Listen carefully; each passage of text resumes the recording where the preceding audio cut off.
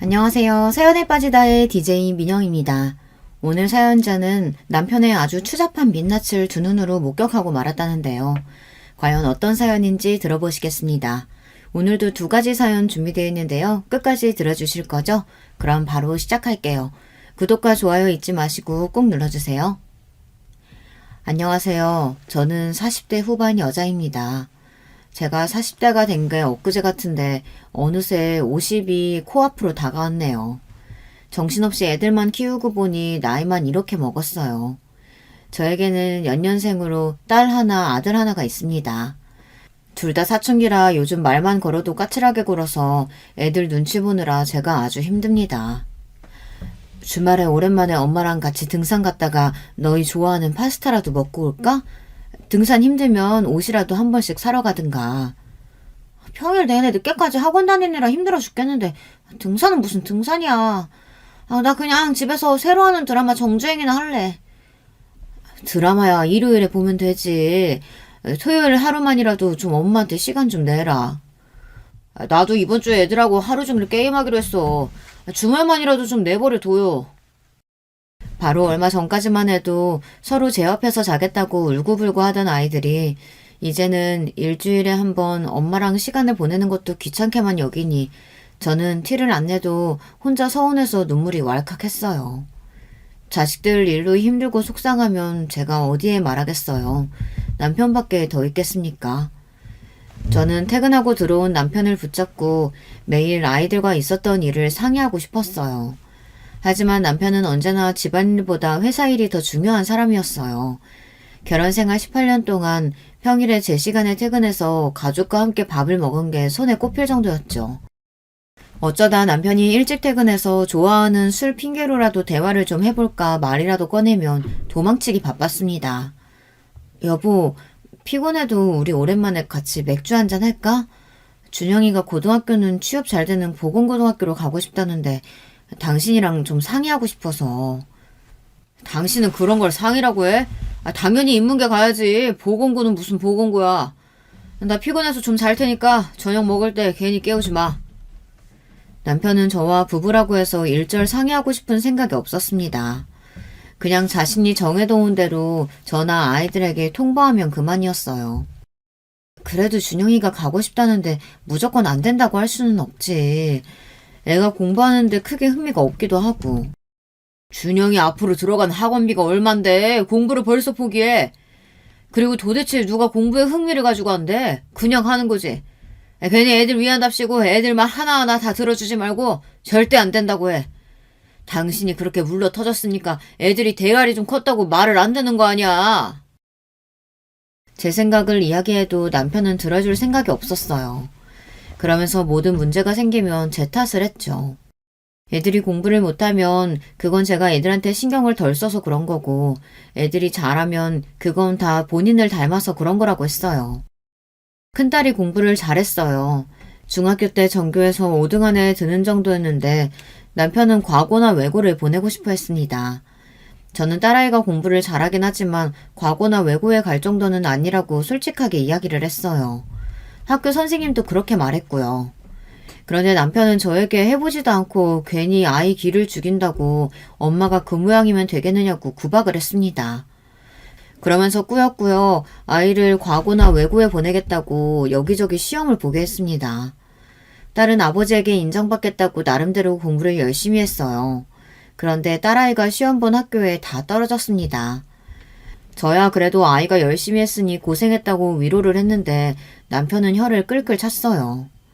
나를 닮았으면 무조건 다 붙고도 남는 건데 하필이면 지 엄마를 닮아서는. 에휴, 학원비에 돈을 얼마나 썼는데 그 많은 학교를 다 떨어지냐? 남편이 학교 다닐 때 공부도 잘하고 회사에서 인정받고 있다는 건 저도 알아요. 그래서 아이들 앞에서 저는 항상 남편을 떠받들어 줍니다. 그런데 남편은 애들 앞에서 항상 저를 무시했어요. 더군다나 가정보다 항상 일과 친구들을 중요하게 여겼습니다. 일 때문에 바빠서 집안을 못 챙기는 거야 어쩔 수 없다고 하지만 친구들 일에 나서느라 집안을 소홀히 하는 건 저도 싫었어요. 남편에게는 30년이 넘은 절친들이 있습니다. 중학교 때부터 중마고 하던 친구들인데 그 친구들 일이라면 아주 끔찍하게 챙깁니다.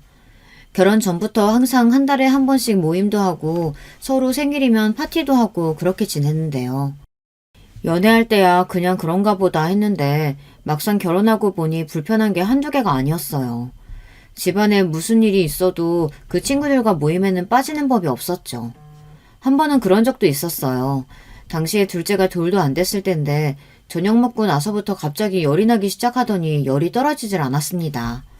저는 무서워서 아직 퇴근하지 않은 남편에게 연락을 했어요.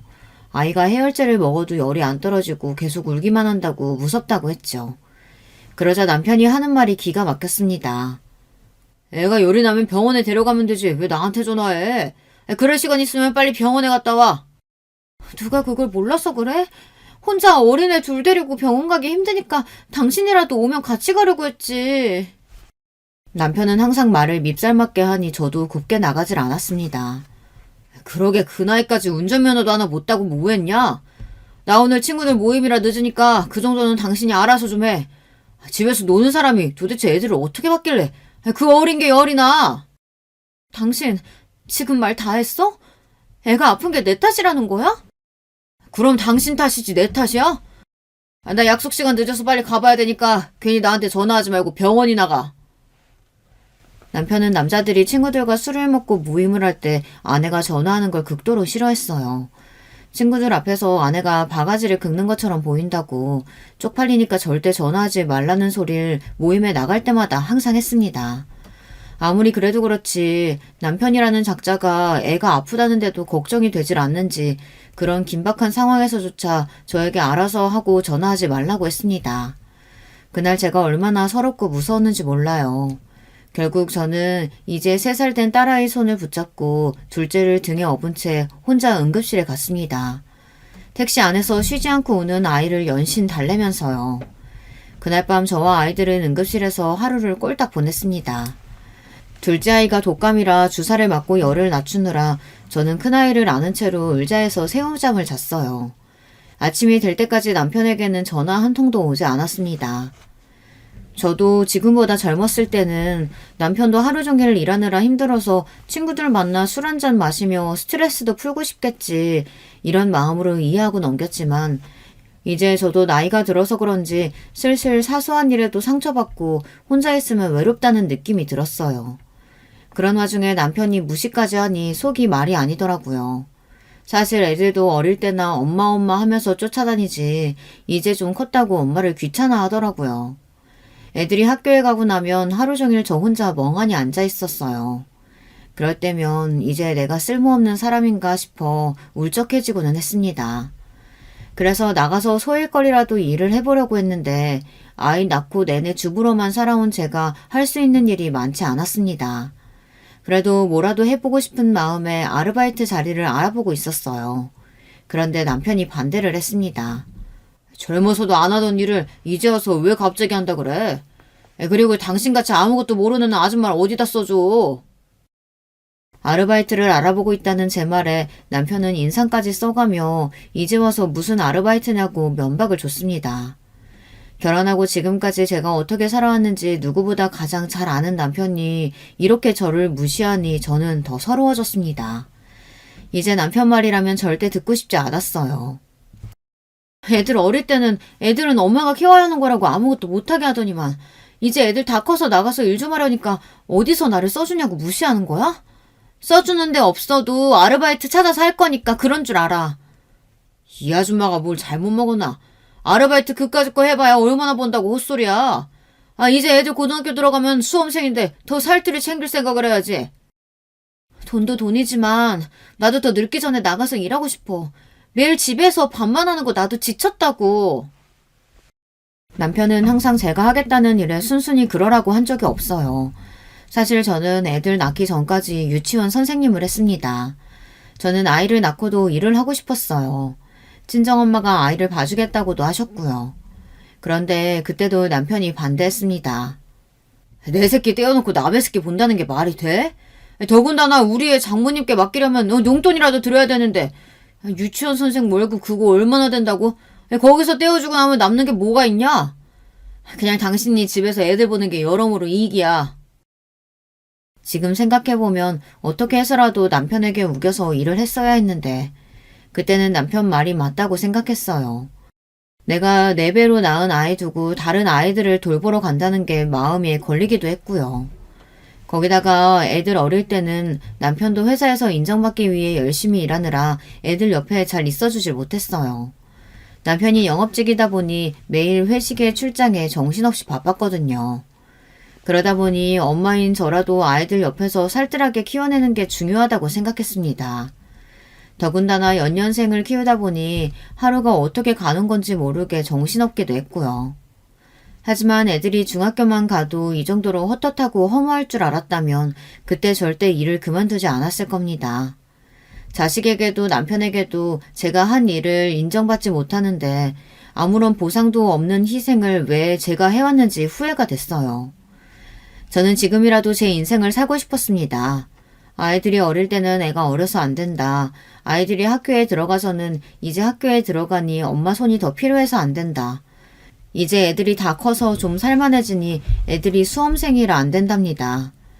시간이 지나고 보니 저의 지난 세월이 너무 아깝고 제가 불쌍했어요. 저만 부모도 아니고 남편도 아이들 아버지인데 뭐든 힘들어도 함께 나누고 함께 감수했어야 했어요. 애들이 태어나자마자 제 일을 포기하고 아이를 돌보는 게 저의 당연한 역할이 아니었는데 제 생각이 틀렸습니다. 그로부터 얼마 뒤 더는 엄마로서 혹은 아내로서만이 인생의 전부가 아니라는 걸 깨닫게 된 일이 있었습니다. 아들은 제가 그렇게 말렸는데도 멋대로 보건고등학교에 진학을 했어요. 사실 저야 아들이 원하는 대로 하길 바랬지만 남편이 보건고는 절대 안 된다고 했기 때문에 남편과 아들 사이에 분란을 막기 위해 아들을 말렸던 거예요. 저야 남편 성격을 잘 아니까요. 역시나 아들의 선택에 남편은 노발대발 난리를 쳤습니다. 사내놈이 보건고등학교나 나와서 도대체 뭐를 하겠다는 거야? 정말 간호사라도 하겠다는 거야? 남편은 명문고에 명문대를 나와 대기업을 다녀요. 머리도 좋고 수완도 좋은 사람이지만 생각이 너무 고루해서 꼰대도 그런 꼰대가 없습니다. 옛날 본인이 살았던 사고방식으로 저와 아이들을 대해요. 무조건 아내는 남편이 시키는 대로 해야 하고 아이들은 공부를 열심히 해서 남들이 알아주는 직업을 가져야 한다고 생각했죠. 준영이 말이 요즘은 병원에서 의무적으로 남자 간호사도 많이 뽑아서 취업률도 좋고 복지도 좋아서 직업으로 간호사만 한 게 없대. 그래도 본인이 처음으로 해보겠다고 하는 건데 좀 이해 좀 해줘요. 저는 웬만해서 남편이랑 싸우고 싶지 않았어요. 제가 말해봐야 소용없으니까요. 하지만 자식들 일에는 무조건 자식 편을 들어주고 싶어 저 나름대로 노력을 했습니다. 하지만 역시나 남편에게는 통하지 않았죠. 사내 놈이 의사도 아니고 꼴랑 간호사나 하겠다고 하다니 도대체 누굴 닮아서 저렇게 한심한 짓을 하는지 누굴 닮긴 누굴 닮아요. 아빠가 매일 무시하는 엄마 닮아서 그런 거지. 나는 엄마처럼 아빠한테 빌부터 안 살고 나대로 알아서 살 거니까 제발 간섭 좀 하지 마세요. 그 순간 저는 누군가 제 뒤통수를 한 대 친 줄 알았습니다. 그 정도로 너무 깜짝 놀랐어요. 남편이 저랑 부부싸움을 할 때 저에게 했던 말이에요. 자기한테 빌부터 사는 주제에 말이 많다고요.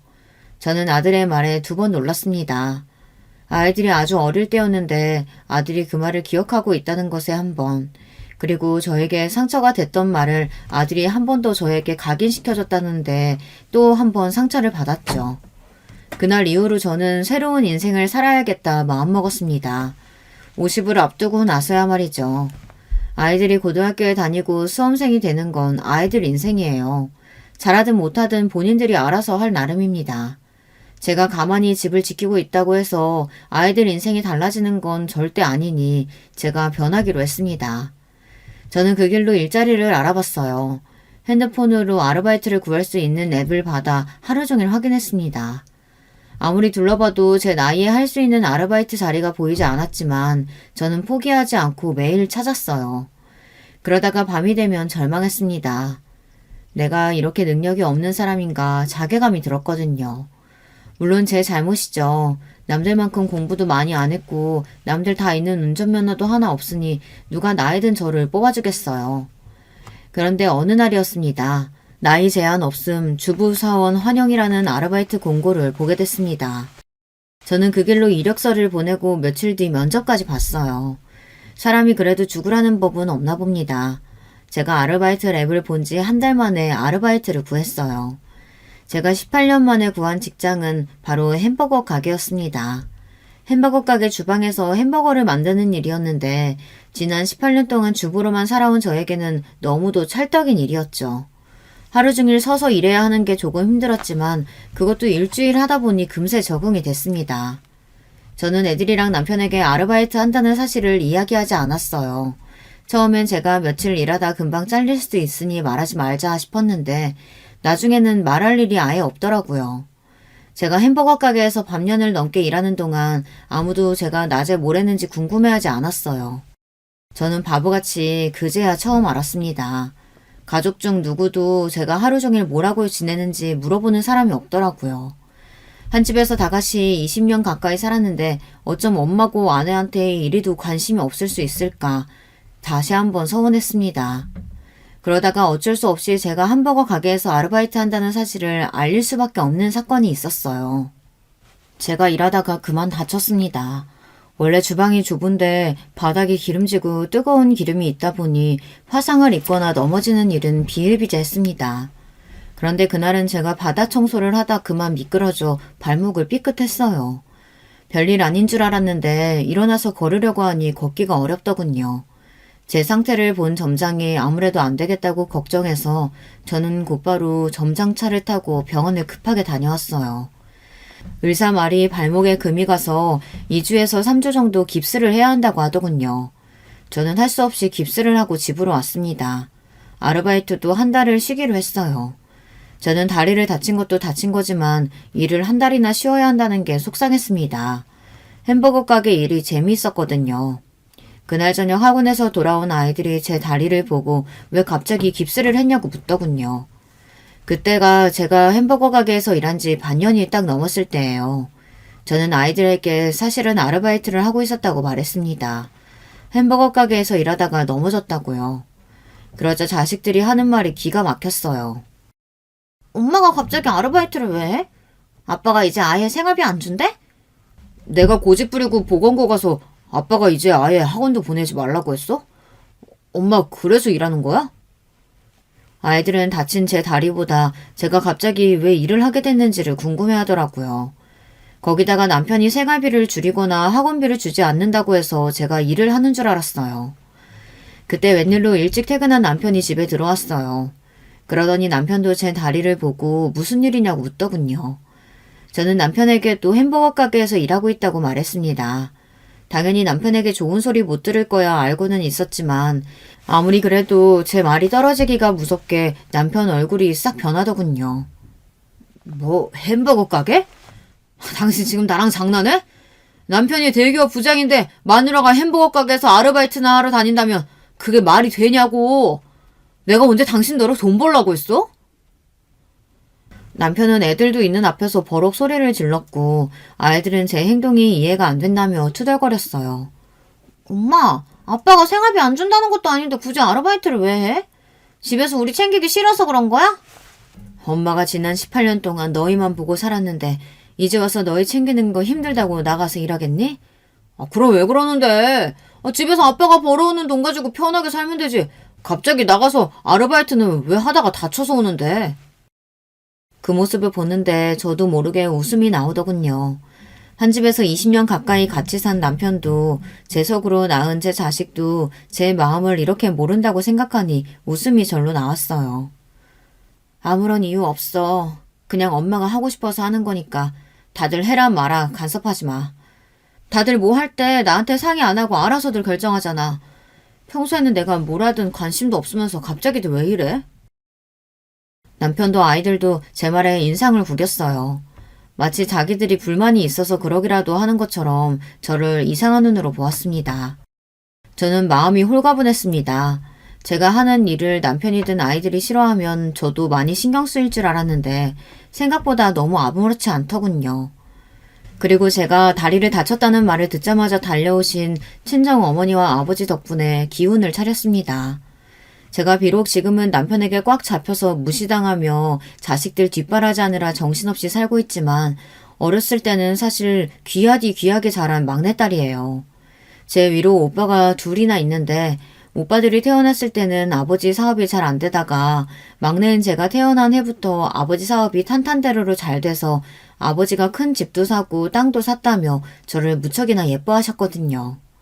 제가 서울로 시집 오게 되면서 자주 보지 못해 많이 아쉬우셨는데 제가 발을 다쳤다는 소리에 놀라서 바로 서울로 올라오셨더라고요. 친정부모님도 이제 팔순을 바라보고 계신 나이라 힘드실 텐데 언제나 제 일이라면 발 뻗고 도와주셨어요. 아이고, 도대체 뭘 하다가 넘어졌어. 조심조심 해야지. 안 되겠다. 깁스 풀 때까지는 우리가 여기 있으면서 도와줄 테니 우리 아가 걱정 마라. 남들이 보면 무난하다고 하겠지만 친정 부모님은 걱정이 이만저만이 아니셨어요.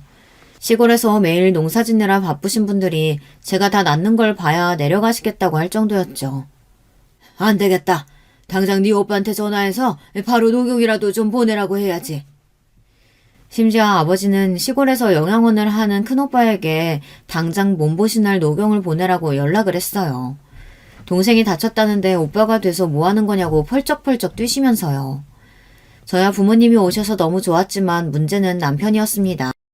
남편 성격이 워낙 까탈스럽다 보니 집에 부모님이 오시는 걸 썩 달가워하지 않아요. 더군다나 남편이 친정 부모님 눈치를 많이 보거든요. 원래 누구 눈치를 보는 사람이 아닌데 태어나 처음으로 눈치를 봐야 하는 사람이 생겼으니 남편은 친정 식구들을 만나는 걸 불편하게 생각했습니다. 타이밍이라는 게 참 이상합니다.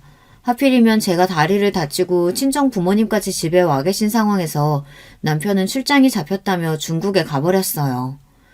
저만 있었다면 남편은 제가 다쳤든 말든 분명 별말 없이 중국에 가버렸겠지만 친정 부모님이 우리 집에 와 계시니 남편도 괜히 머쓱한지 웬일로 저에게 미안하다는 말을 다 하더라고요. 당신 다리도 불편한데 나까지 출장 가게 돼서 미안하네. 장인 장모님 죄송해요. 일 끝나는 대로 들어올 테니까 이 사람 좀 부탁드릴게요. 아이고 우리 김서방은 자상하기도 하지. 걱정 말게. 우리가 알아서 잘 보살필 테니 몸 건강히 잘 다녀와. 남편이 저한테나 애들한테나 엄격하게 굴어도 친정 부모님 앞에서는 꼼짝을 못해요. 그럴 수밖에 없는 게 남편이 가진 거 아무것도 없을 때 친정에서 많이 도와줬거든요. 사실 이제와 말이지만 시댁은 집만 서울이지 워낙 가진 게 없는 집안이었어요. 시부모님은 남편 어릴 때부터 사이가 좋지 않아 계속 따로 사셨는데 남편은 시어머니와 살면서 성인이 될 때까지 시아버지와는 아예 연락도 안 하고 지냈었대요. 시어머님 말씀이 시아버지가 워낙 여자를 밝혀서 그렇게 바람을 피우고 다녔다고 하더라고요. 시어머니는 그런 시아버지한테 질려서 일찍이 별거를 하신 거고요. 그래도 하나뿐인 아들을 생각해서 이혼은 안 하고 별거만 하고 살았는데 나중에는 그게 발목을 잡아 더 고생이었다고 하더군요. 당시에 남편은 군 제대하고 대학을 복학할 때였는데 갑자기 시아버지에게 연락이 왔대요. 몇 년 만에 갑자기 연락이 온 것도 기가 막히는데 시아버지는 대뜸 시어머니에게 돈이 좀 필요하다고 돈 좀 빌려달라고 했다더군요. 알고 보니 시아버지께서 꽃뱀을 잘못 만나 사기를 당해서 갖고 있던 돈을 다 날렸대요. 그것도 부족해서 사채까지 빌려 당장 그 돈을 갚아야 한다고 했답니다. 안 그러면 고소당해서 감옥까지 가게 생겼다고요. 시아버지가 빌린 사채가 글쎄 1억이 넘었답니다. 당시에 남편은 시어머니랑 2억짜리 빌라에 살고 있었는데 할 수 없이 그 집을 팔아 시아버지 빚을 갚아줬대요. 남편은 절대 시아버지 빚을 갚아줄 생각이 없었는데 시어머니가 그래도 남편이고 아버지인데 그깟 돈 때문에 감옥에 가게 하는 일은 막아야 하지 않겠느냐고 해서 어쩔 수 없이 도왔다고 하더군요. 그런데 그렇게 사고를 치고도 시아버지는 정신을 못 차렸대요. 그리고 나서도 또 다른 여자한테 한눈을 팔다가 다른 여자 품에서 돌아가셨답니다. 시아버지가 돌아가시고 나서 남편은 더 지독해졌대요. 그래서 미친 듯 공부해 수석으로 졸업해 대기업에도 취직했답니다. 그러면 뭘 하겠어요. 시아버지는 돌아가실 때까지도 사고만 치다 돌아가셔서 남편이 그 뒤치다꺼리를 다 했는걸요. 그러다 보니 저와 결혼할 때 남편 수중에 1,000만 원도 없었어요. 당시에 시아버지는 이미 돌아가시고 안 계셨고 그런 상황이다 보니 저와 남편이 결혼할 때 저희 친정에서 작은 아파트를 사주셨어요. 평수는 작았어도 그래도 그 아파트라도 있어서 그 자본으로 지금까지 오게 된 거죠. 그 이후에도 아이가 태어나거나 이사를 할 때마다 친정에서 많이 도와주셔서 금전적으로는 크게 고생을 안 하고 살았어요. 남편은 워낙 어릴 때부터 결혼 전까지 경제적으로 힘들게 살았기 때문에 그런 점은 친정 부모님께 감사해야 했습니다. 그러다 보니 자기밖에 모르는 이기적인 남편도 친정 식구라면 슬슬 눈치를 보는 거죠. 더군다나 친정 오빠들이 좀 무섭거든요. 지금이야 오빠들이 아버지를 따라 시골에서 농사도 지고 영양원을 하고 있지만 이전에는 둘 다 학창시절 내내 운동을 했거든요. 나름 동네에서는 복싱 유만주였어요. 제가 뭣도 모르고 남편에게 빠져 결혼한다고 했을 때 오빠들이 남편을 데리고 운동 같이 한다고 체육관에 데려갔다가 남편이 저랑 결혼 못한다고 도망갈 뻔했다니까요. 오빠들이 하도 남편한테 겁을 줘서요. 그때부터 남편은 오빠들과 만난다고 하면 항상 바짝 쫄아 있었어요. 그러던 어느 날이었어요.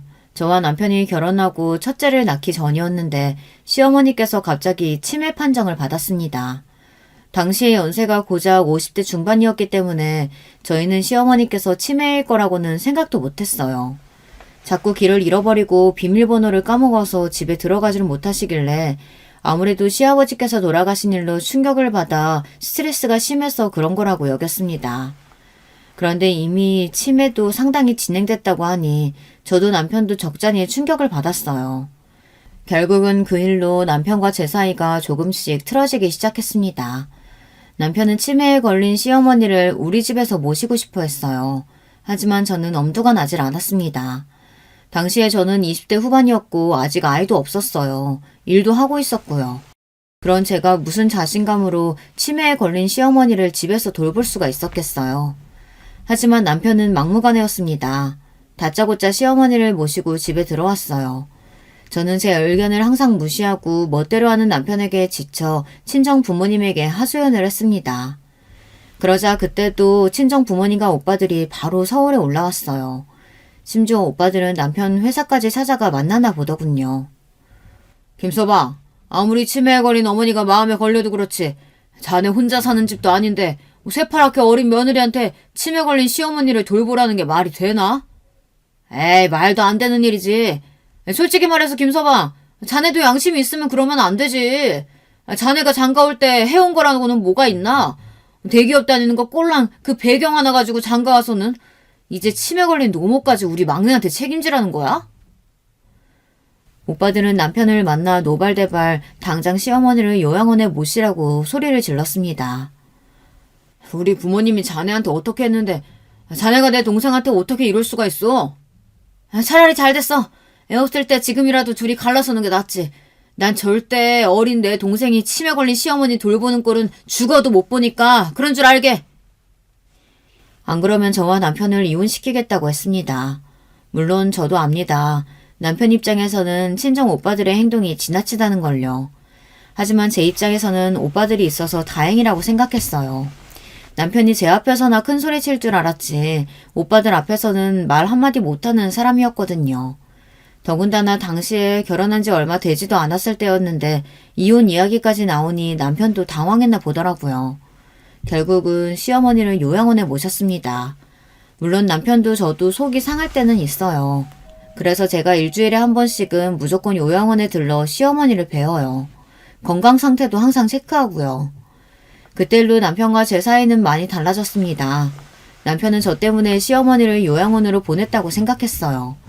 하지만 저로서는 그게 최선이라고 생각합니다. 만약 그때 시어머니를 요양원에 보내지 않았더라면 남편과 저는 지금까지 버티고 살지 못했을 거예요. 물론 저도 사람인지라 가끔 후회하기는 합니다. 그때 그냥 남편과 헤어질 걸 그랬다 싶을 때가 많거든요. 저도 제가 싫어서 참지 못하고 시어머니를 요양원에 보냈다는 괜한 죄책감에 남편의 구박이나 무시를 당하면서도 애써 참고 살고 있으니까요. 그러다 보니 저와 남편의 사이는 결혼한 이후부터 내내 좋았던 적이 별로 없어요. 아이들 보면서 하루하루 장애물 넘듯이 참고 살았습니다. 남편도 본인이 참고 살고 있다고 생각하는 것 같아요. 그러니 자꾸만 저만 보면 욱해서 구박하고 무시를 하는 거겠죠. 제가 다리를 다쳐 친정부모님이 집에 오시자마자 중국으로 출장을 간 남편은 중국에 간 지 이틀이 지날 때까지 전화 한 통 안 했어요. 저는 익숙했습니다. 남편이 어디를 가든 먼저 전화를 하는 사람이 아니었으니까요. 그런데 웬일인지 남편이 중국에 간 지 사흘 만에 제게 연락이 왔습니다. 저는 웬일인가 싶으면서도 괜스레 기분이 좋았어요. 그래도 제 걱정을 하기는 하나 싶어서요. 그런데 역시나 아니었습니다. 남편이 제 걱정 같은 걸 할 리가 없었어요. 남편은 통화가 되자마자 다짜고짜 제게 화를 냈습니다. 당신 오빠들 때문에 정말 미치겠다. 젊었을 때는 젊어서 그랬다고 치지만 이제 나도 나이 먹었는데 도대체 언제까지 그러실 거래? 저는 남편이 또 왜 이러나 했는데 알고 보니 제가 다리를 다쳤다는 소리를 듣고는 오빠들이 곧장 또 남편에게 연락을 했나 보더라고요. 남편 말이 제가 다리를 다친 게 꼭 남편 잘못이라도 있는 것처럼 오빠들이 몰아붙였대요. 김서방, 우리 막내가 워낙 연약하고 무거운 거 아예 들지도 못하는데 그 어린 거한테 도대체 무슨 돈을 벌어오라고 내보내서는 왜 애를 다치게 만들어? 친정 부모님께 무슨 말을 들었는지 친정 오빠들은 남편이 제게 나가서 일하라고 해서 제가 이렇게 다친 줄 아는 것 같더라고요. 남편은 당연히 본인이 내보낸 게 아니라고 제가 괜한 고집을 피워서 나간 거라고 했는데도 소용이 없었나 봐요. 고집? 이봐 김서방, 우리 순영이가 어릴 때부터 고집이라는 걸 피울 줄 모르는 애야. 김서방이 얼마나 힘들다고 징징거렸으면 세상 물정이라고는 모르는 애가 그거 몇 푼 벌어보겠다고 나가겠어? 형님, 제가 절대 준영이 엄마한테 먼저 나가서 돈 벌라고 한 거 아니에요. 제가 지금 일 때문에 중국에 와 있으니까요. 나중에 한국 들어가면 그때 말씀드릴게요. 얼씨구, 중국? 마누라가 다리 다쳐가지고 거동을 못하는데 자네는 출장을 간다는 게 말이 되나? 저희 오빠들이 워낙 유별나다 보니 저도 웬만하면 우리 집 일에 대해 잘 이야기하지 않아요. 시어머니 요양원 일도 있으니까요. 하지만 이번엔 상황이 상황이다 보니 오빠들이 자연스레 알게 됐습니다. 당신 툭하면 오빠들 앞세워서 사람 바보 취급하는데 다시 한 번만 더 이래봐. 나도 더는 못 참아. 애들이고 뭐고 당신이랑 이혼할 거니까 그런 줄 알아. 남편은 화가 많이 났는지 제가 친정 부모님이랑 있는 걸 알면서도 소리를 지르더군요. 거기다가 이혼 이야기까지 꺼내면서요. 물론 저도 친정 오빠들이 심했다 싶기도 했지만 저도 남편에게 하도 당한 게 많다 보니 그날은 오빠들에게 남편이 혼났다는 소리를 듣는데 싫지만은 않더군요. 남편은 그날 이후 한국에 들어올 때까지 일절 전화 한 통이 없었어요. 저도 남편에게 연락하지 않았습니다. 남편이 집에 없는데도 저는 하나도 불편한 게 없더라고요. 오히려 친정부모님이랑 아이들이랑 함께 있는 게 더 편했습니다. 그제야 저와 남편 사이가 정상적인 부부 사이가 아니었다는 걸 깨달았어요. 그때부터 저는 더 앞으로도 제가 하고 싶은 대로 다 하며 살아야겠다 싶었습니다. 그리고 역시나 제 생각이 틀리지 않다는 걸 알게 된 계기가 있었어요. 제가 다리가 다 낫고 나서 다시 햄버거 가게에 출근한 지 한 달 만에 최고 서비스 사원으로 뽑히게 됐습니다. 저는 오랜만에 누군가에게 인정을 받았다는 기분에 취해 흥분을 가라앉힐 수가 없었어요. 그 순간 저에게도 꿈이라는 게 생기더군요. 이 햄버거 가게에서 오래오래 일해서 점장도 한번 돼보자 싶더라고요. 저는 목표가 생기고 나니 일하는 게 더 재밌어졌습니다. 제 마음이 얼굴에 다 티가 나는 건지 저에게 관심 없던 아이들도 제가 활기찬 얼굴로 열심히 사는 모습을 보더니 웬일로 저에게 보기 좋다는 말을 다 하더라고요. 어느 날 아침에 딸아이가 학교에 가기 전 저에게 웬 쪽지를 한 장 주고 가더라고요. 나 사실 처음에 엄마가 햄버거 가게에서 일한다고 했을 때 쓸데없이 왜 저러나 했었는데 엄마가 아침마다 신나서 출근하는 거 보니까 나도 다 기분이 좋더라. 열심히 해요. 엄마, 응원할게. 자식에게 응원한다는 소리를 들으니 하루 종일 기분이 좋더군요. 제가 기분이 좋아서 항상 밝은 얼굴로 아이들을 대하니 아이들의 반응도 달라졌습니다. 저녁이면 셋이 모여 앉아 저녁을 먹으면서 서로 오늘 하루 있었던 일에 대해 이야기를 주고받기도 하고 쉬는 날 뭘 하면서 쉴지에 대해서도 이야기를 나눴습니다. 그제야 깨달은 게 제가 지금까지 너무 혼자만의 세상에 갇혀서 산 건 아닌가 이런 생각이 들더라고요. 내가 하고 싶은 게 있어도 남편이 안 된다고 하면 제대로 싸워보지도 않고 괜히 남편 눈치를 보며 남편이 시키는 대로 하면서 살고 친정 부모님이나 오빠들에게만 의지하면서 산 거죠. 그러면서도 제 생활에 항상 만족하지 못하고 마음속에 남은 불만이다 보니 혼자 참고 산다고 생각하며 아이들 앞에서 항상 툴툴거리면서 살아왔던 거죠. 아무리 몸은 컸어도 아직 아이들인데 그런 엄마한테 무슨 말을 하고 싶었겠어요. 전혀 의지가 되지 않았겠죠. 저는 50을 앞두고 나서야 진짜 어른이 되고 있었습니다. 사춘기 아이들과는 건강하게 잘 지내려고 노력하는 와중에 남편과의 관계는 여전히 쉽지 않았습니다. 제가 조금씩 변해가며 뭘 하겠어요. 남편은 여전히 똑같은걸요. 오히려 중국 출장 이후 남편과는 전보다 더 사이가 좋지 않았어요. 남편은 꼭 일에 미친 사람처럼 살았어요. 중국 출장 이후로도 몇 번이나 출장에 갔습니다. 말로는 그렇게 해야 임원 자리까지 오를 수 있다고 했지만 제가 보기엔 남편이 무리하고 있는 것 같아 보였어요. 심지어 그렇게 중요하게 생각하는 30년 지기 친구들 모임까지 참석 안 하고까지 출장에 가더라고요. 결혼 생활 18년 만에 처음 보는 낯선 모습이었어요. 저도 전 같으면 무슨 출장을 그렇게 자주 가느냐고 괜히 듣기 싫은 잔소리를 남편에게 했을 거예요. 하지만 저도 남편과 잘 지내보자 마음을 먹은 김에 확실하게 잘 이야기해보자 싶어 많이 노력했습니다.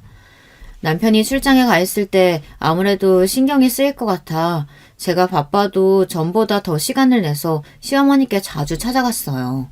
시어머니께서 좋아하는 음식들도 싸가고 함께 산책도 하고 책도 읽어드렸습니다. 사진을 찍어 남편에게도 보내주고요. 그리고 남편이 출장에서 돌아오면 음식도 좀 더 신경 써서 준비했고 남편 건강을 위해 한약이랑 영양제도 꼬박꼬박 챙겼습니다. 그런데 여자의 촉이라는 게 있잖아요. 저처럼 좋은 방향으로 변한 게 아니라 남편은 더 나쁜 방향으로 달라졌습니다. 원래도 저나 아이들에게 별 관심 없고 집안일은 안중에도 없었는데 더 무관심해졌습니다. 원래 관심이 있어도 아이들 학업이랑 시어머니 문제에는 빠지지 않고 간섭했었는데 언제부턴가는 일절 묻지도 않았어요. 심지어 아이들 학원이랑 시어머니 요양비가 다 밀렸었더라고요. 결혼하고부터 지금까지 내내 남편이 모든 돈 관리를 다 했어요. 공과금이며 애들 학원비는 물론 애들 용돈까지 다 남편이 알아서 했습니다. 저는 생활비를 받아 쓰고요.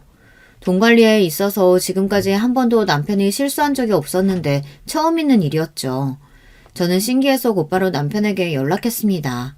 애들 학원비랑 시어머니 요양원 비용이 결제가 안 됐다고 연락이 왔다고요. 그러자 남편이 하는 말이 가관이었습니다. 당신도 이제 돈 벌면서 그거 몇 푼이나 낸다고 나한테 이야기를 해. 그 정도는 당신이 알아서 내. 순간 저는 당황해서 말문이 다 막혔습니다. 저더러 나가서 몇 푼이나 번다고 벌지 말라고 할 땐 언제고 이제 와서 말도 없이 저더러 애들 학원비랑 시어머니 요양원비를 내랍니다. 저는 기가 막혀서 남편에게 따졌어요. 이런 일은 부부가 상의해서 결정할 일이지 갑자기 당신 내키는 대로 하면 어떡하자는 거야. 미리 나한테도 말을 했어야지.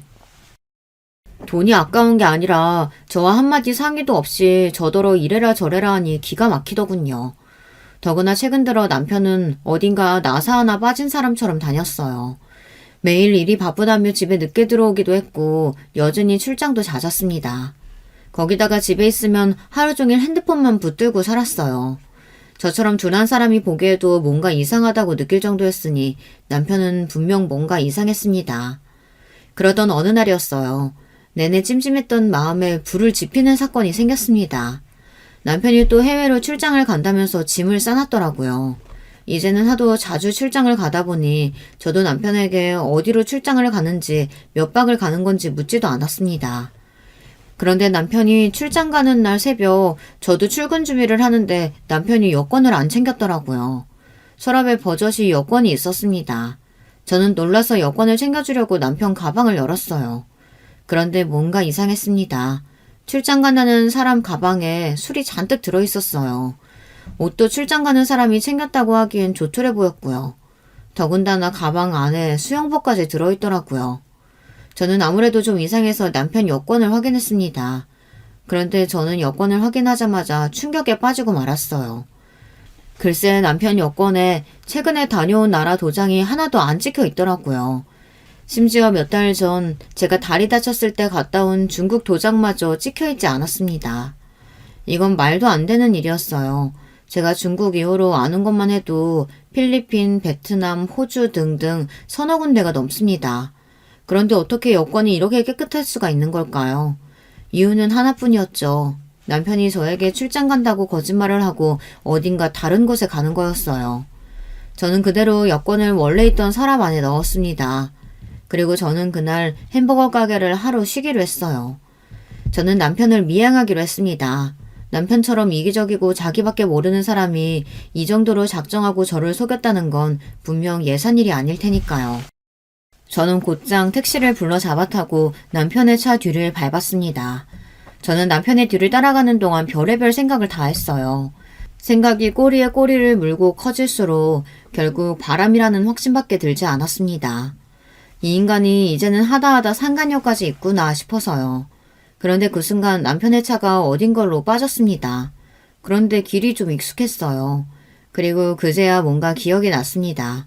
이 동네는 바로 남편의 중마고 중 가장 잘 살기 유명한 여자친구가 사는 집이었어요. 집안이 워낙 부자라 청담동에도 집이 있고 이 동네에도 별장 같은 집을 가지고 있다는 건 남편에게 들은 적이 있어 알고 있었거든요. 집이 무슨 대궐처럼 크고 수영장도 있어서 친구들 모임할 때 자주 간다고요. 여자가 얼마나 드센지 이혼을 2번이나 해서 혼자 산다고 했는데 남편이 그년 집에 가는 길인 것 같았습니다. 저는 순간 기분이 팍 상했어요. 이런 일이 생길 줄 알았습니다. 저는 처음부터 그 여자가 별로였어요. 결혼한 유부녀가 아무리 30년 지기 동창이라고 해도 남자들만 득실거리는 모임에 혼자 나오기 쉽지 않잖아요. 그런데 그 여자는 남자 동창만 10명 넘는 모임에 혼자 나왔어요. 더군다나 남편이 결혼하기 전부터 그 여자친구 이야기를 많이 했어요. 그 여자 이야기를 할 때마다 저는 기분이 좋지 않았습니다. 남편처럼 고지식한 사람이 이혼을 2번이나 한 여자친구 이야기를 하면서 매번 대단하다고 오히려 추켜 세웠거든요. 지숙이는 그럴 자격이 있어. 지숙이는 다 가졌잖아. 집안 좋지, 얼굴도 이쁘지, 몸매도 죽이지. 세상에 남자들이 얼마나 껄떡대겠어? 중고등학교 내내 동네에서 지숙이라고 하면 안 좋아하는 남자가 없었다며 남편은 항상 그 여자 이야기를 요란하게 해댔어요. 제가 남편에게 당신도 그 여자를 좋아했냐고 따져 물었는데 그럴 때마다 남편은 자기가 감히 어떻게 지숙이를 넘보냐고 했습니다. 저는 그 말이 더 기분이 나빴어요. 그랬으니 저는 그 여자 이름만 나오면 심기가 뒤틀릴 수밖에 없었죠. 그런데 글쎄 이 인간이 저에게 거짓말을 하고 그년 집에 온 겁니다. 저는 순간 아침에 봤던 남편 가방이 떠오르며 안에 있었던 물건들이 떠올랐습니다. 술과 수영복 말이죠. 그년과 수영복을 입고 수영을 하고 밤새 술을 먹으며 도대체 뭘 할 생각인 건지 상상하면 상상할수록 끔찍하기만 했습니다. 남편 차가 그 여자 집으로 들어가는데 순간 저는 숨이 턱까지 막히는 것 같았어요. 심장이 너무 빨리 뛰어서 이러다가 심장이 입 밖으로 튀어나올 것만 같았습니다. 안에서 남편이 뭐라고 있든 제 머릿속은 이미 엉망이었어요. 별일 아닐 거라고 어떻게든 생각해보려고 해도 그럴 수가 없었습니다. 저는 어떻게 해야 좋을지 몰라 혼자 끙끙거리다가 결국 친정엄마에게 전화를 하고 말았습니다. 그리고 도와달라고 울먹거렸어요. 그러자 1시간도 되지 않아 친정엄마와 큰오빠가 혼자 바닥에 주저앉아 있는 제 앞에 나타났습니다. 오빠는 이미 흥분해서 당장 그 여자의 집 대문을 부술 기세였죠. 너는 왜 바보처럼 여기서 울고 있어? 이 거지 같은 년놈들 어딨어? 내가 당장 잡아서 아주 두 동강을 내버리라니까. 오빠는 그 길로 그 여자의 집 대문을 벌컥 열고 안으로 들어갔습니다. 저는 오빠의 뒤를 따라 들어갔어요. 그리고 곧장 그 집 현관문까지 단숨에 들어갔습니다.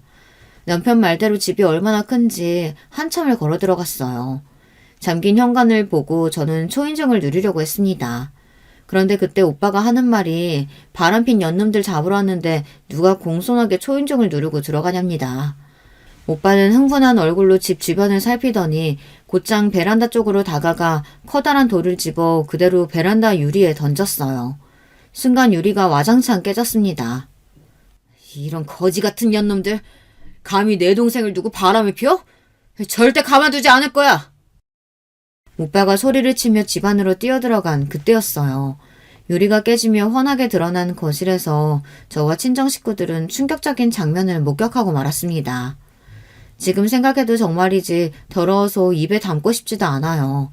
남편은 몽땅 벌거벗은 상태로 머리에 토끼 머리띠를 하고 엉덩이에 토끼 꼬리가 달린 속옷을 입고 있는 채로 바닥에 무릎을 꿇고 앉아 있었어요. 거기다가 그 지숙인지 뭔지 아는 년은 늙어서 쭈글거리는 몸을 훤히 드러내고 집안에서 하이힐을 신은 채로 채찍을 휘두르고 있었어요. 남편에게 말이죠. 순간 저와 오빠, 친정엄마는 입이 쩍 벌어져서 눈을 다 가렸습니다. 도저히 흉해서 봐줄 수가 없더군요. 아니, 여기는 어떻게? 놀란 토끼 눈이 돼서 제 몸을 가려보며 벌버둥 추는 남편 꼴을 보는데 과관이 따로 없더군요. 그제야 정신 차린 저는 주머니에서 곧바로 핸드폰을 꺼내 불륜 현장 사진을 찍었어요. 정말 토끼마냥 폴짝폴짝 뛰어대는 남편과 동네에서 제일 가는 미녀라는 지숙이의 년의 사진을요. 여보, 사진을 왜 찍어? 정말 그만 좀 찍어! 남편은 그만 찍으려며 제게 달려들었습니다. 그 순간 저는 배신감에 치가 다 떨렸어요. 저런 더러운 짓거리나 하고 다니는 인간이 제 남편이자 제 아이들의 아빠라는 사실이 치욕스러웠습니다. 저는 그대로 오빠가 베란다 문을 부쉈던 돌을 들었습니다. 그리고 남편에게 던지려고 번쩍 들었어요. 그 순간 남편이 제 앞에 무릎을 꿇고 앉더군요.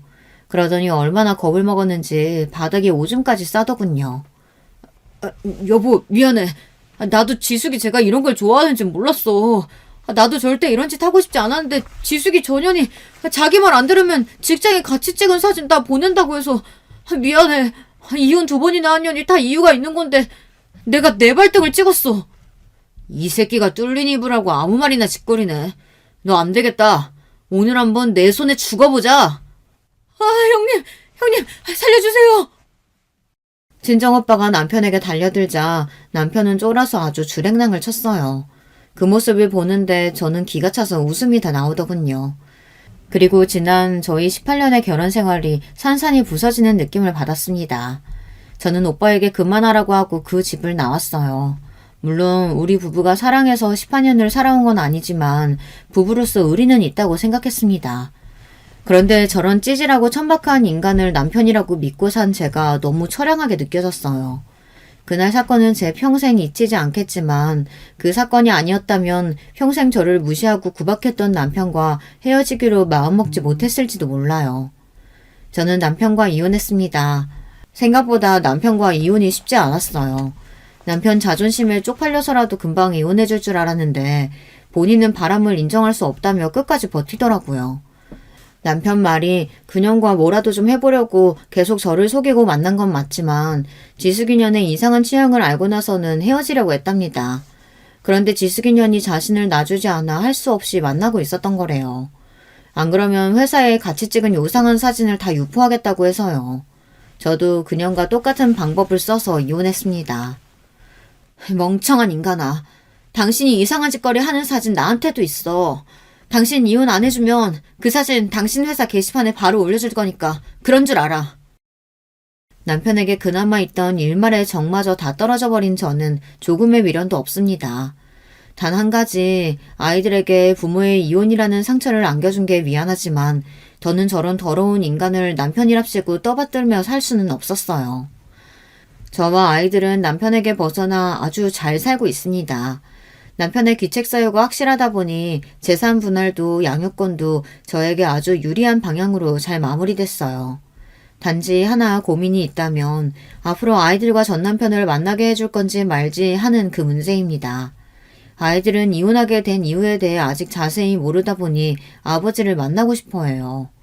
하지만 저는 그런 인간을 만나게 해주는 게 맞나 싶습니다. 여러분의 생각은 어떠신가요? 제가 아이들을 생각해서라도 남편에 대한 분노를 좀 참는 게 나을까요? 여러분의 의견 댓글로 남겨주시면 참고하도록 하겠습니다. 지금까지 저의 이야기 끝까지 들어주셔서 감사해요. 여러분의 가정에는 항상 화목한 일만 가득하시길 바라겠습니다. 여러분, 두 번째 사연 시작하기 전에 좋아요, 구독 꼭 눌러주실 거죠? 그럼 두 번째 사연 바로 시작합니다. 안녕하세요. 전 경기도에 살고 있는 40대 여자입니다.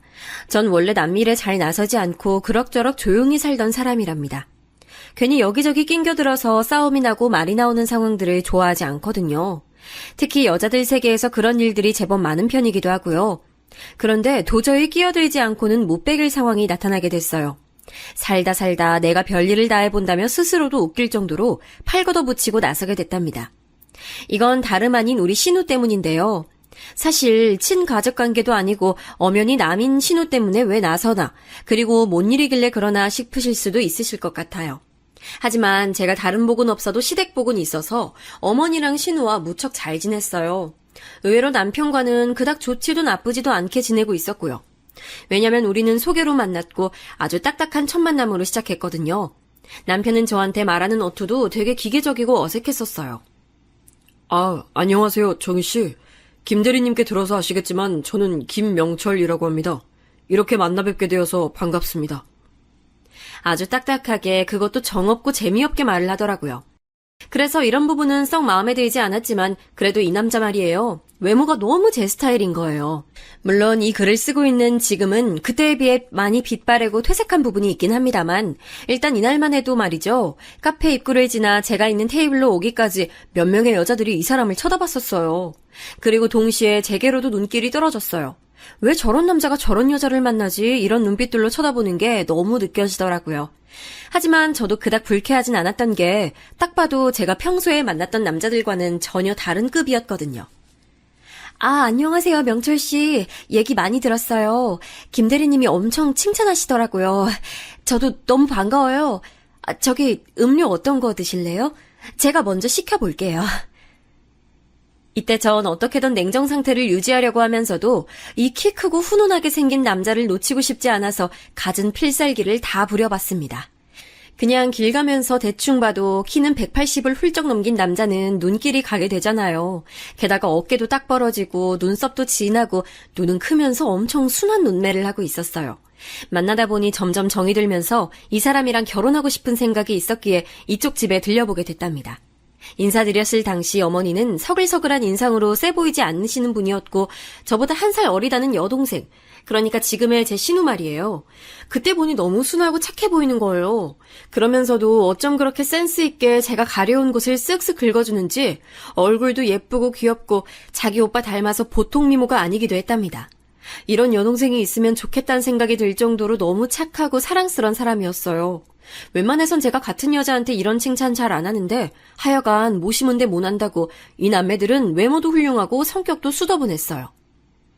어머, 오빠한테 듣던 대로 정말 미인이시다. 저도 정희 언니 한번 만나보고 싶었어요. 저희 오빠가 너무 표현도 서툴고 말도 없어서 답답하지 않으세요? 그래도 얘기 들어보면 오빠가 정말 언니를 되게 아끼고 좋아하는 것 같더라고요. 저한테도 언니 오늘 오면 잘해주라고 어제 부탁했었어요.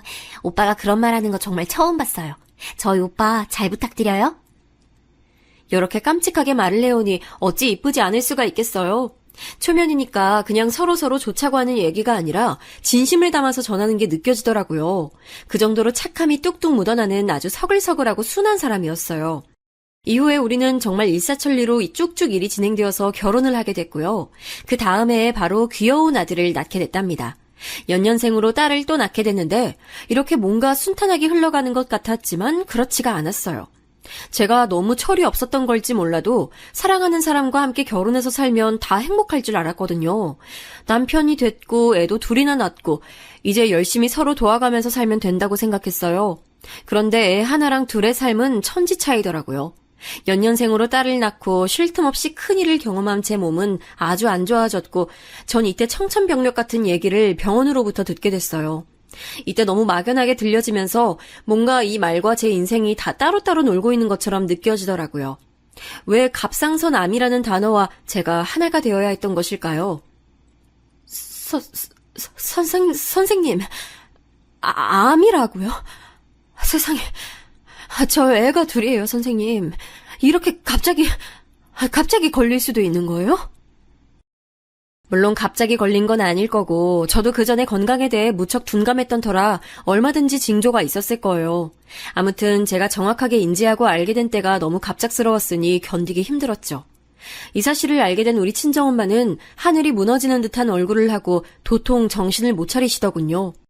연년생 손주, 손녀 돌보느라 엄마도 진이 빠지고 이제 한계라고 하셨는데 그 와중에 딸이 이렇게 아프다고 하니까 엄마도 너무 기가 막혔나 봐요. 설상가상으로 엄마도 건강 상태가 나빠지시면서 저는커녕 우리 애들까지 신경 써주실 수가 없게 됐어요. 그런데 그 순간 신우가 갑자기 연락을 해왔어요. 어머, 새언니 어떡해요. 너무 힘드시겠다. 제가 뭐 도와드릴 건 없을까요? 저 마침 이번에 2월에 일을 그만두게 됐어요. 몇 달간은 도서관 다니면서 공부하고 다른 걸 준비하려고 했거든요. 제가 언니네 가서 연우랑 연진이 같이 봐드릴까요? 그 정도는 해드릴 수 있어요. 언니 너무 힘드셔서 어떡해요. 이렇게 진심으로 저를 걱정하며 말해주던 신우 반응을 생각하니 저도 너무 어려워하지 않고 도움을 부탁하게 됐어요. 친정엄마도 못해주고 사람 들여서 하기엔 신경 쓰이고 그래도 애들한테 고모이기도 하고 저한테 불편하지 않은 신우였으니까요. 이후로 신우는 제 부탁을 받자마자 곧장 준비를 해서 우리 집으로 들어왔어요. 언니, 제가 애들이랑 오빠 챙길 테니까 걱정하지 마시고 수술 받으세요. 엄마가 언니 먹는 것도 신경 쓰일 것 같다고 이것저것 이렇게 챙겨주셨어요. 한 3개월까지는 넉넉히 있을 테니까 걱정 마시고 치료에만 신경 쓰세요, 언니. 신우는 이때 먹거리며 제가 먹어야 할 영양제니 이런 것들까지 신경 써서 준비를 해왔더라고요. 제가 체력적으로 힘들어하면 본인이 홀로 애들을 데리고 시댁에 가서 자고 오기도 했어요. 언니 괜찮아요? 수술 결과는 좋은 편이라고 했으니 그것만으로 얼마나 감사해요. 언니, 낮에 엄마랑 연우, 연진이 데리고 잠깐 산책도 갔다 왔어요. 연우 잡으러 다니기 힘들더라고요, 이제. 연진이는 얼마나 새근새근 잘 자는지 길 가는 할머니, 할아버지들이 애기 인형 같다고 칭찬하시더라니까요. 그러면서 사진과 동영상도 보여주고 저 읽으라며 책도 사다 주고 하여간 신우 신세를 보통 진 게 아니에요. 이때 남편도 제 딴엔 저를 돕고 싶었겠지만 애 둘 아빠고 집 대출도 남아있고 둘째를 이렇게 빨리 가질 계획이 없던 상태에서 애를 낳았잖아요. 원래는 그 안에 제가 복직해서 같이 돈을 번다는 계산도 있었기에 이 사람도 되게 부담이 큰 상태였어요. 그거야 이해하지만 사람 참 안 변한다고 아픈 와이프한테 좀 따뜻한 말이나 표현 좀 해주면 좋으련만 그런 게 전혀 없는 거예요. 그런 모습들을 신우가 옆에서 보고 뭐라고 하더라고요. 오빠, 이럴 땐 언니한테 꽃 한 송이라도 사오고 그러는 거야. 일주일에 한두 번은 꽃 사오고 할 말 없어도 언니한테 매일 전화 한 번씩 해줘. 10초 후에 끊는 한이 있어도 말이야. 여자들은 그런 걸로 살아갈 힘이 생겨. 이런 말을 해주니 남편도 자기는 잘 몰랐다며 머쓱해하고 그 말을 들으며 저는 제 작은 독방에서 잠들곤 했어요. 조카들 돌보는 것으로도 너무 지칠 텐데 착한 신우는 정말 조금도 싫은 소리를 하지 않았어요. 저도 이때 너무 미안한 게 새벽까지 잠이 오질 않고 우울감이 너무 심해져서 밤에 혼자 막 울었거든요. 그런데 그때 건너방에서 애들 데리고 자던 신우가 뛰어들어오더니 저를 와락하고 안아주는 거예요. 아이고, 언니 힘들었어요? 괜찮아요, 괜찮아요. 애들 잘 때까지 못 울고 있었나 봐요. 언니 잘했어요. 우리 연우, 연진이도 낳아주고 큰일 해줘서 고마워요. 고마워요. 이때 정말 저는 창피할 정도로 소리 지르며 울다가 뛰어들어와서 저를 안고 한참이나 토닥여주는 신우를 보며 감정을 겨우 추스리게 됐어요. 사람은 자기 감정에 동의해주는 사람이 한 명만 있어도 살 기운을 찾는다더니 신우가 곁에 있어서 얼마나 다행이었는지 몰라요. 이윽고 저는 마음을 조금씩 다잡게 됐어요. 언제까지 우울해할 수도 없고 수술은 잘 끝나고 먹는 거 주의하고 검사만 계속해서 받으면 되니까 좋은 부분을 되새기기로 했습니다. 한편으로는 늘 내 멋대로 날 위해 산다면서 바쁘게 살아왔는데 인생에 이처럼 한계가 있고 유한한 기준점이 있다는 걸 알게 된 것 같아요. 그래서 저는 다시 정신을 차리고 신우는 다시 집으로 보내고 애들과 얼마간 시간을 보냈습니다. 그런 와중에도 신우는 저와 주마다 만나서 애들 데리고 같이 카페도 가줬고요. 그 무렵에 신우가 뒤늦게 연애를 하고 있어서 그런지 더 얘기도 많이 나누고 친하게 지냈어요. 사실 신우도 결혼할 나이를 훌쩍 넘겼기 때문에 우리 어머니도 걱정이 많으셨거든요.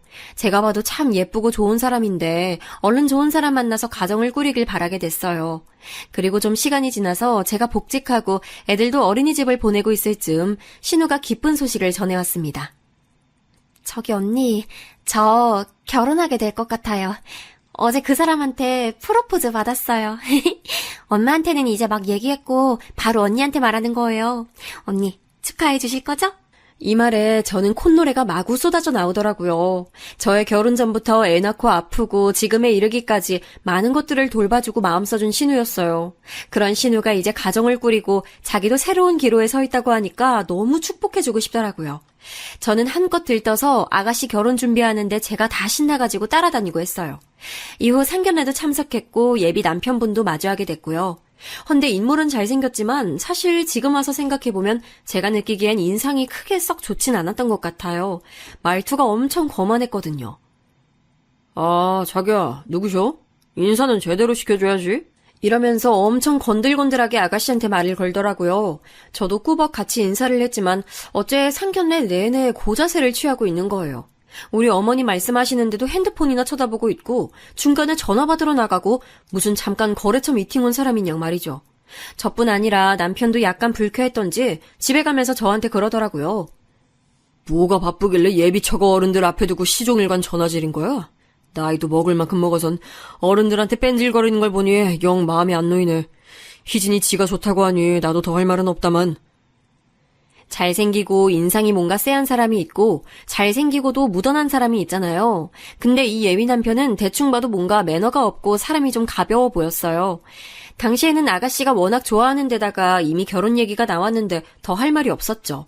모든 게 너무 결과론적인 이야기긴 하지만 가능하다면 그때 말리는 게 좋았을 것 같아요. 이혼보다는 파혼이 나으니까 말이에요.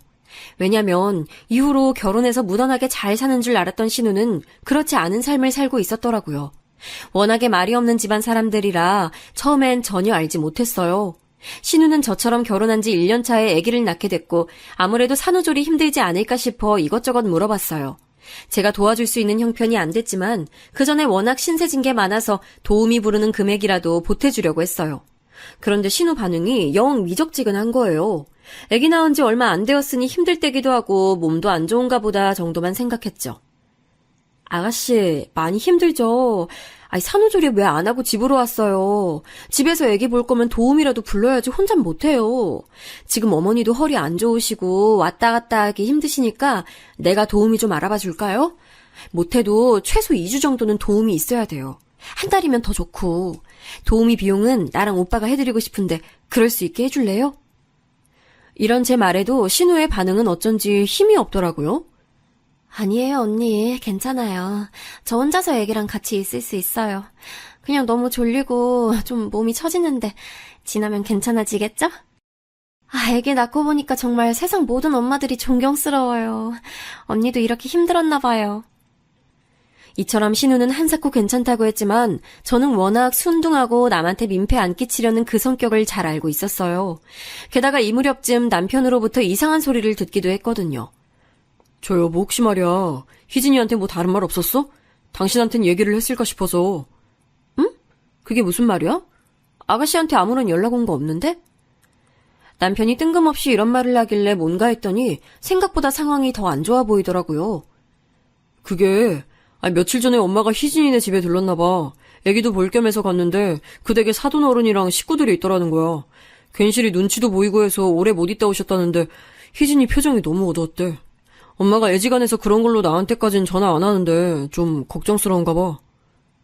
남편이 이런 얘기를 하는 걸 보니 어머니도 애지간히 신경 쓰이는 게 아닐 것 같더라고요. 한편으론 제가 그렇게 힘들어할 때는 남편이 그다지 다독여주지 않았는데 막상 자기 여동생이 그렇다고 하니까 신경 쓰는 것 같았어요. 그 부분이 약간 서운하긴 했지만 그렇다고 이 사람이 제게 별다른 잘못을 한 것도 아니고 그걸 메꿔주겠다고 어머니와 신우가 힘써줬으니까요. 아무튼 상황을 자세히 알고 싶어서 저도 일찍 퇴근을 한 날 그쪽 부근이 신우네 신혼집이라서 불쑥 들러봤어요. 그런데 제가 얼핏 듣기로도 사돈댁이 와 계시다고는 알고 있었거든요. 역시나 들어갔을 때도 계셨고 저를 보더니 썩 반기는 표정이 아니신 거예요. 안녕하세요. 그때 상견례랑 결혼식 때도 뵀던 것 같은데 누구지? 오빠 부인 새언니라고 했죠? 우리 며느리한테 들었어요. 아주 사이좋게 잘 지낸다고. 예, 어르신 안녕하세요. 저희 아가씨 잘 부탁드려요. 안 그래도 아기 낳고 한 번은 와봐야지 싶어서 들려봤어요. 많이 도와주신다고 들었는데 너무 감사드려요.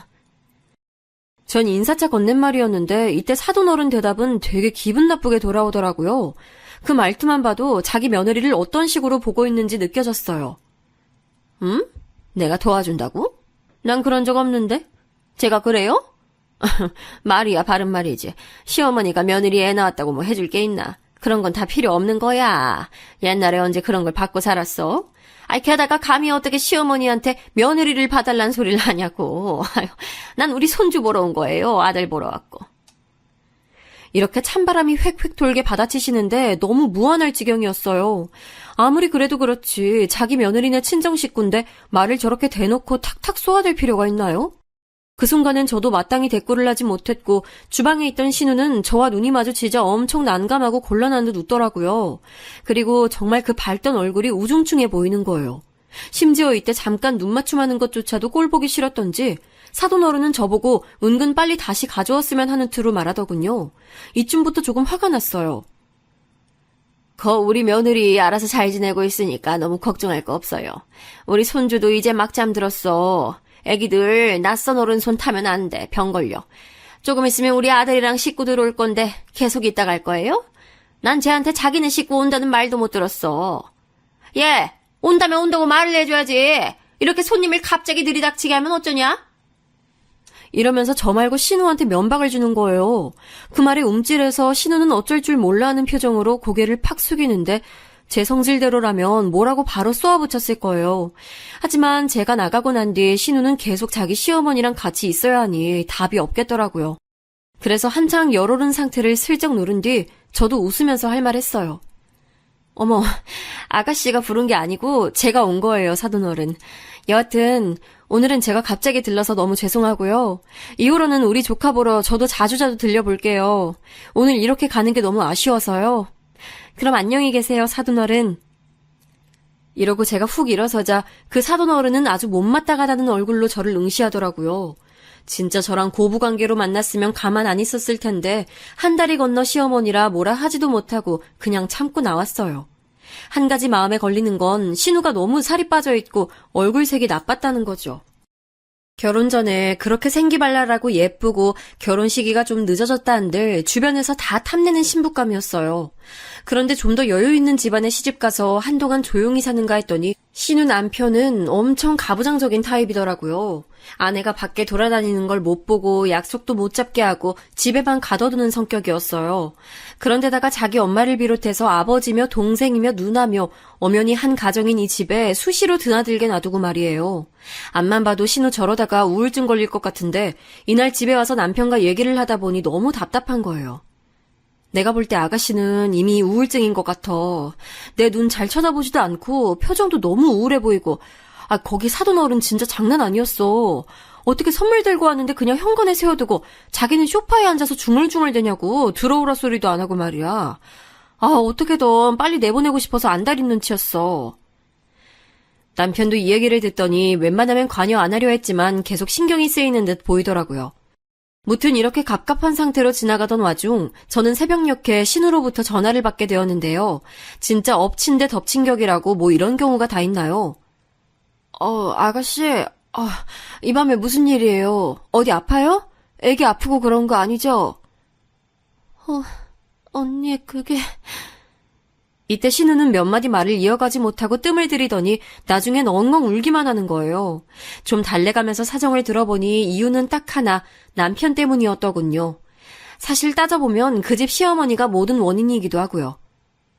남편한테 요즘 여자가 있는 것 같아요. 맨날 늦고 집에 안 들어오고 애기 아플 때 전화를 해도 어머니가 대신 가게 하고 어제 너무 신경 쓰여서 핸드폰 몰래 봤는데 회사 여직원이랑 일을 쳤더라고요.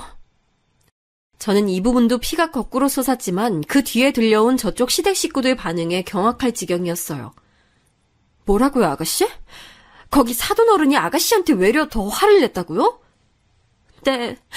제가 너무 속상하고 힘들어서 어머니께 말씀드렸더니 남자들 밖에서 하는 일에 관심 갖지 말라고 쫓겨날 줄 알라고 하시네요, 언니. 제가 너무 차이나는 집에 시집을 왔나 봐요.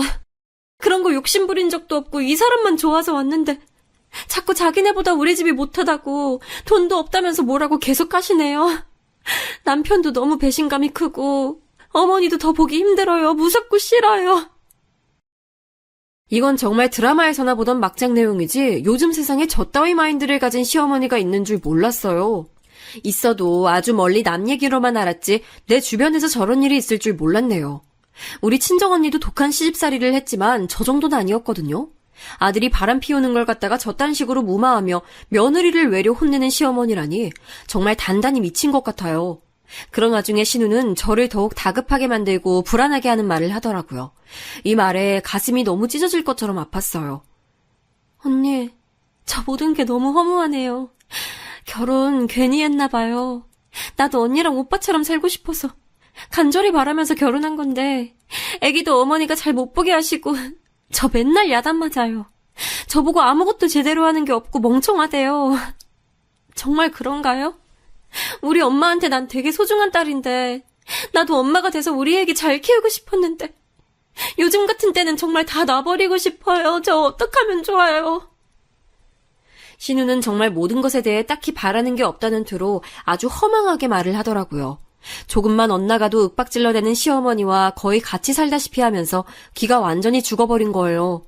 심지어 그렇게 예쁜 아기를 낳아놓고도 살 소망이 없다면서 괴로워하는 모습을 보니 똑같이 시집살이로 힘들어한 우리 언니가 생각났어요.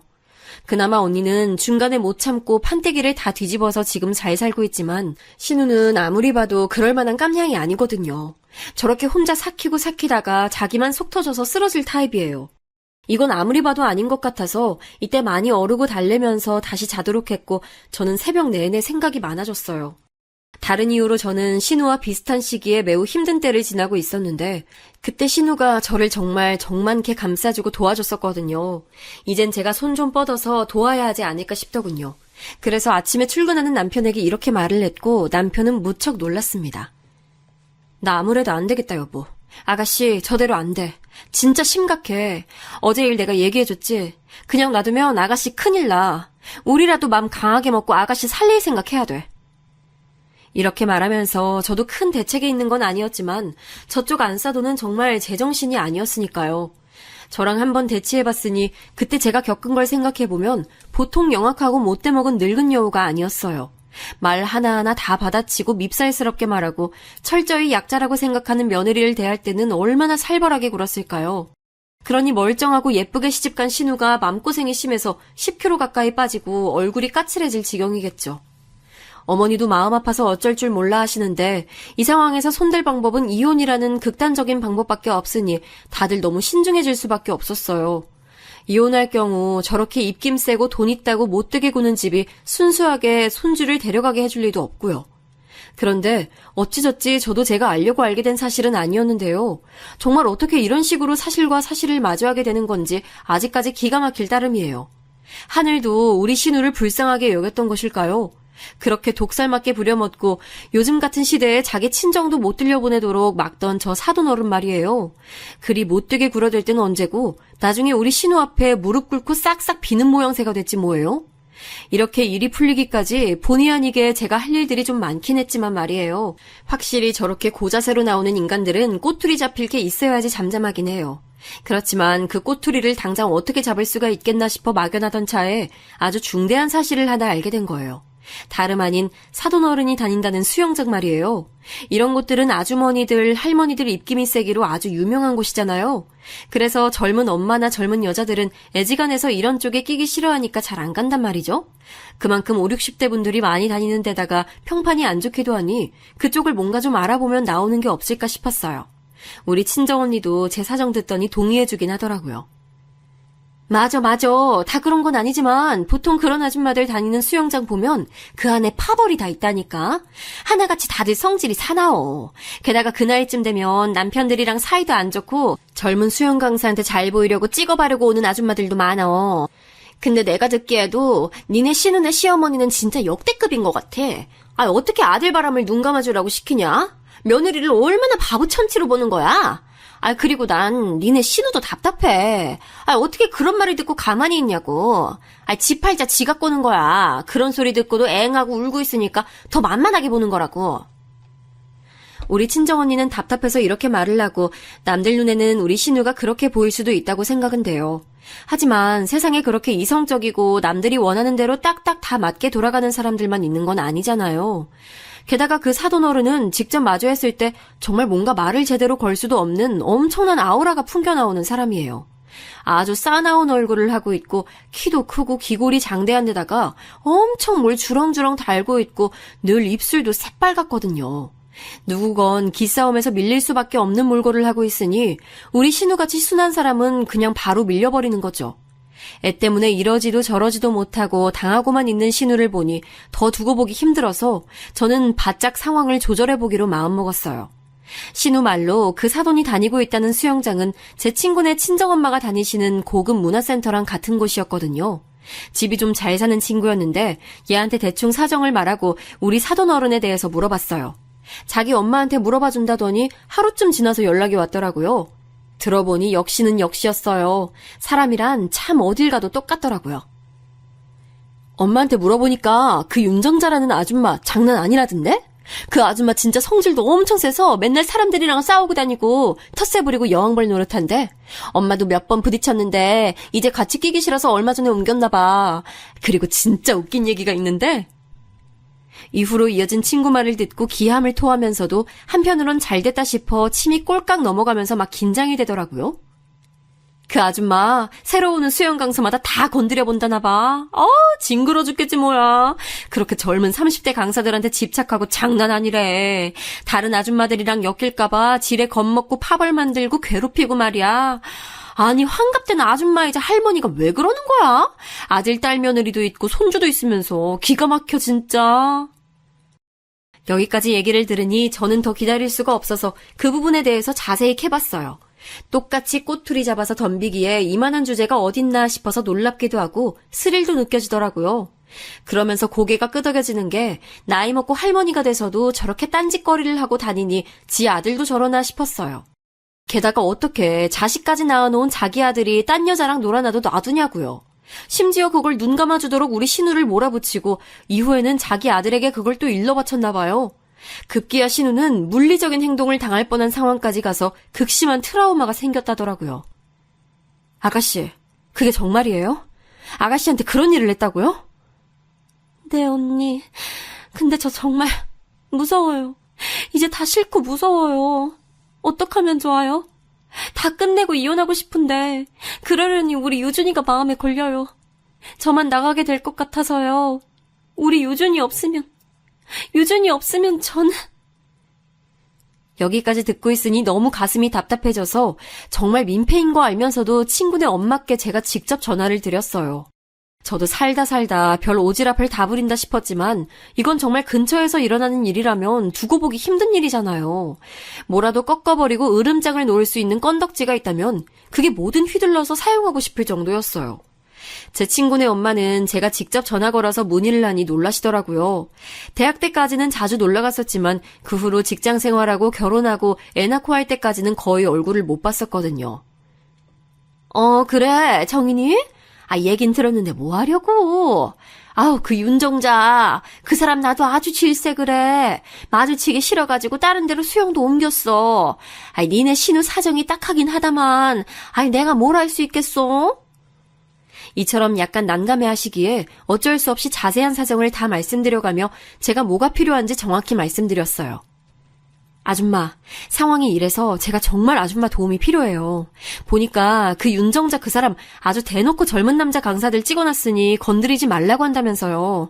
단톡방에서 선물도 같이 모으고요. 단톡방 아직 안 나오셨으면 그것만 저 좀 캡처해서 보내주시면 안 될까요?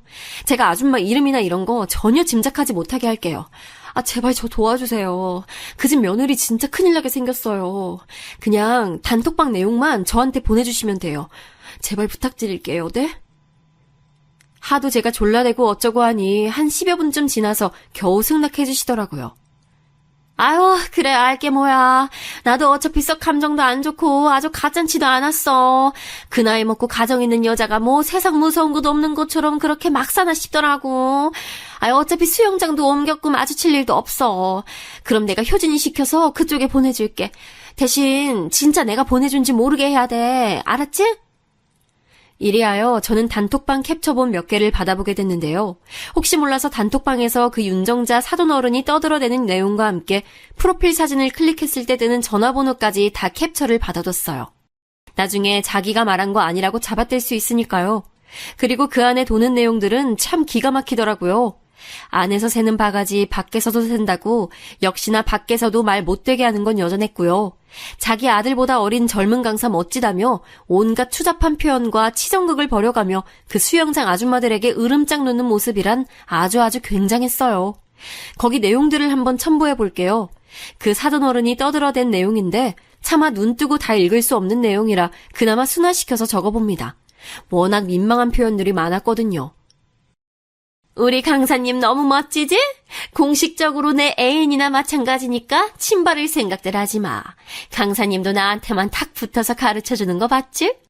하여간 몸매도 너무 멋지고 왜 이제 알게 됐는지 너무 안타까워. 아유, 할아버지 같은 남편이랑 같이 살다가 이렇게 멋진 강사님 보니까 제대로 눈호강아지 뭐야.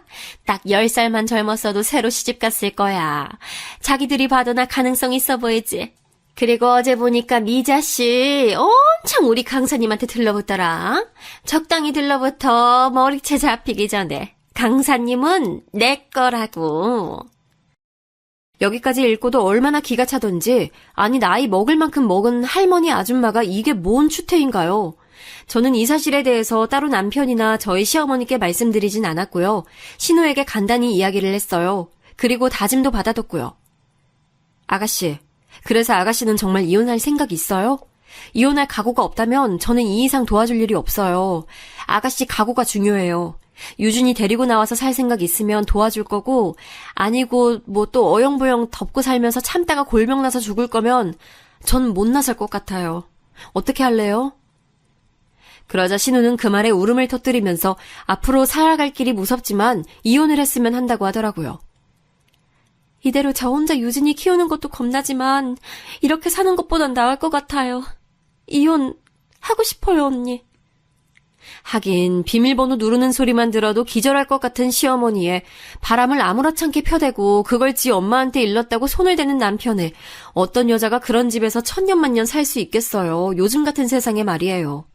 결국 저는 더 오래 생각하지 않고 신우네 집에 그 사돈 어른이 있을 때쯤 맞춰서 방문하게 됐어요. 여지없이 또 갑자기 들이닥친 저를 보며 사돈 어른은 불쾌하다는 듯이 쏘아붙이더라고요. 뒤이어 완전히 바뀌어버릴 자기 입장은 생각도 안 하고 말이에요. 아니 연락이라도 하고 오셨어야지. 전에도 말하지 않았나요? 아유 우리 며느리가 이래서 문제야. 아무 때나 자기 식구가 드나들게 하고 말이야. 얘 새아가 아직도 넌 네가 이 집에 시집 왔다는 자각이 없어? 없냐고. 사돈 어른은 절 보고 뭐라 하다가 곧장 몸을 돌려서 주방 쪽에 서 있는 우리 신우한테 대차게 소리를 지르더라고요. 진짜 너무 넌더리가 나는 이 모습에 저는 곧장 용건부터 말했어요. 전 사돈 어르신 연락처를 몰라서요. 이렇게 직접 찾아올 수밖에 없었어요. 드릴 말씀이 있는데 전화번호도 뭣도 없고 그러니 이렇게 집에 와서 얘기해야지 별 수 있나요? 에? 나요? 나 말이에요? 나한테 뭘? 무슨 드릴 말씀이 있길래? 사돈 어른은 아주 황당하고 얼척없다는 듯 저를 아래 위로 훑어보더라고요. 이참에 전 그냥 할 말을 다 쏟아버리게 됐고 거만한 얼굴로 저를 내려보던 사돈 어른은 점점 코로 숨을 아주 가쁘게 몰아쉬더라고요. 이래서 사람은 죄짓고 살면 안 되는데 보통 그럼 안 되는 인간들이 죄짓고 살더라고요. 사돈 어른, 우리 아가씨 이제 그만 놔주세요. 유준이 데리고 이혼하고 싶다네요. 제가 대신 전달하려고 해요. 이 집에서 나가는 순간까지 조용히 정리 잘하고 갈 수 있게 해주세요.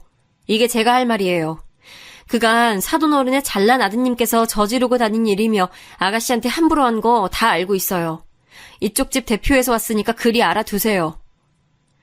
이 말을 듣는 내내 기가 막히던 얼굴로 눈을 막 부라리던 사돈 어른은 인상부터 쓰면서 아주 사람을 잡아먹을 듯이 윽박지르더라고요. 그럼 저도 당연 대응책이 있죠. 게다가 그 대응책은 저쪽을 약올리기에 아주 충분했고요. 왜요? 본인도 아들뻘이랑 마음껏 바람 피우고 다니시니까 별것도 아닌데 우리가 난리인 것 같으세요? 근데 아들도 아시나? 아니 저기 뭐야 온 가족이 다들 알고 있는 거예요? 그럼 더 막장인데.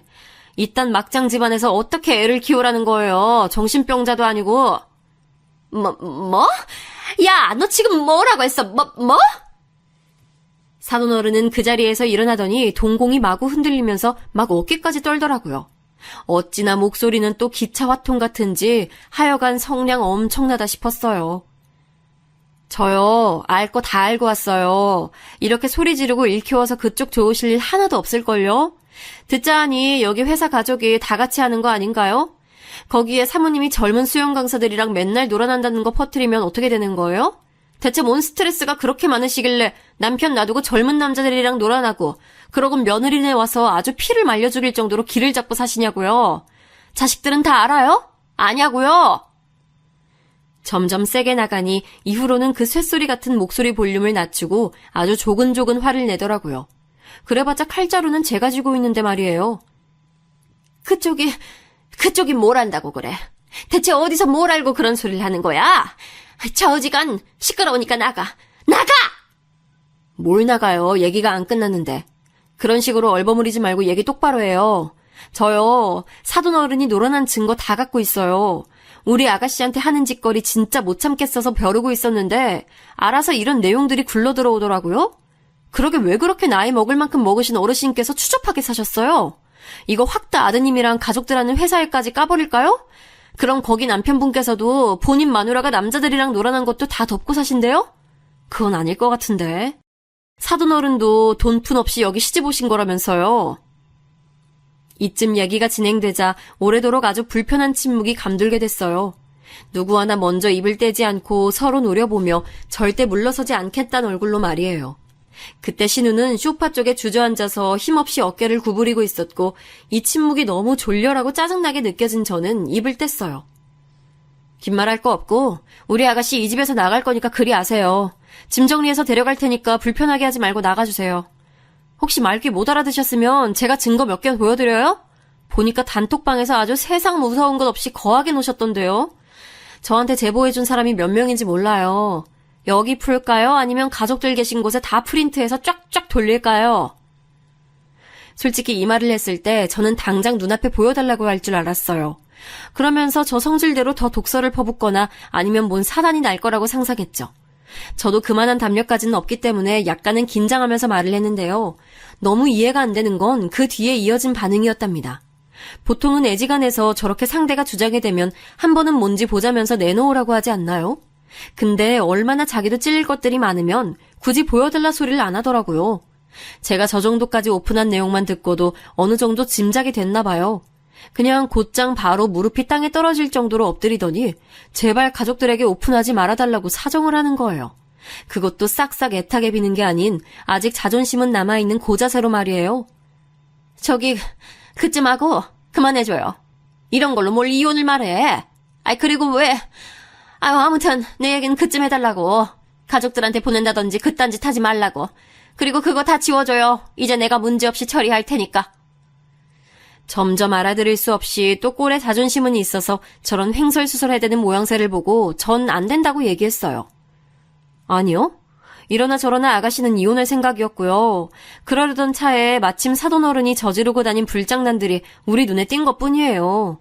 곱게 이혼시켜서 손주까지 데리고 나가도록 해주세요. 안 그러면 이거 다 주변에 뿌려서 남들이 보기에도 이 집에서 애 못 키울 집안인 거 알게 해드릴 거예요. 게다가 우리 아가씨 남편인 그댁 아드님 말이에요. 회사 여직원이랑 놀아난 거 회사에 다 퍼지면 어떻게 되는 거예요? 실장님인지 뭔지 허울 좋게 앉혀두고 물려줄 작정이었나 본데 여론 엉망진창되면 잘난 회사 아들한테 물려줄 수 있겠냐고요. 사돈 어른도 눈밖에 났는데 아드님까지 개망신당하면 모자가 쌍으로 회사며 집에서 쫓겨나겠네요? 그래도 괜찮으세요? 결국 이렇게 단디 쐐기를 박는 바람에 모든 것이 일단락됐고요. 신우는 그날 저랑 반나절 가까이 필요한 것들을 챙겨가지고 그 집에서 나왔어요. 이혼을 한 것도 아니고 조정도 아닌 시기에 이렇게 짐들을 갖고 게다가 아기를 데리고 일찍 나와버린 게 불리할 수 있다는 주의를 듣긴 했지만요. 이후에 웬일로 순순하게 이혼으로 이야기가 넘어가게 됐어요. 알고 보니 꼭 저 일 때문이 아니라 신우 남편이 이미 마음이 훌쩍 떠있던 상태였기 때문에 이혼 얘기를 대수롭지 않게 생각하고 있더군요. 단지 저 집 시어머니가 손주는 뺐고 며느리만 내쫓을 예정이었던 것 같아요. 하지만 흠이 왕창 잡혀버렸으니 어쩌지도 못하고 손주는 며느리 손에 뺏기게 된 거예요. 상간녀 관련 자료도 제대로 알아보지 못했던 우리 신우는 그냥 눈만 멀뚱히 뜨고 애만 놔두고 나올 뻔했었는데 결과적으로는 잘 된 거라고 볼 수 있겠죠.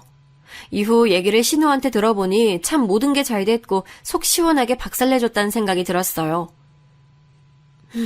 어머니가 며칠 전에 연락이 왔어요. 유준이 만나게 해줄 거냐고 하더라고요. 그래서 제가 그럴 생각 없다고 했어요. 애 아빠도 애한테 관심이 없고 만날 생각 없는데 왜 시어머니한테 제가 애를 보여드려야 하는 건지 이제서 정신이 좀 들더라고요. 연락하지 마시라고 끊고 차단했어요. 그렇게 애를 뺏겨놓고도 이내 미련이 남아서 손주 가끔씩 보여주면 안 되냐고 구걸하는 전화를 했다니 기가 막혔어요. 한편으로는 절대 앞으로 다신 보여줄 생각이 없다는 신우의 다짐을 들으며 이제야 속 시원한 느낌이 들었어요. 남편과 저희 시어머니는 그저 저를 영웅 보듯이 한답니다.